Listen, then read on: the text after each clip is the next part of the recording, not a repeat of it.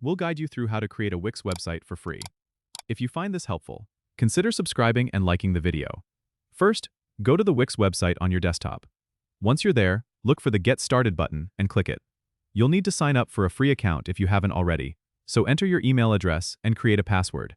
After signing up, you'll be asked a few questions to help Wix understand what kind of website you want to create.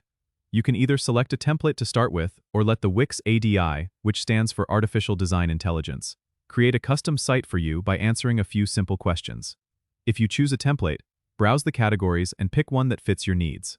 Click on it, and then hit Edit to start customizing.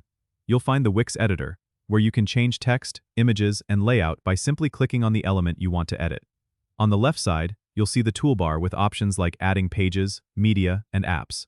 Use the Add button to include new features to your site, like a blog or online store.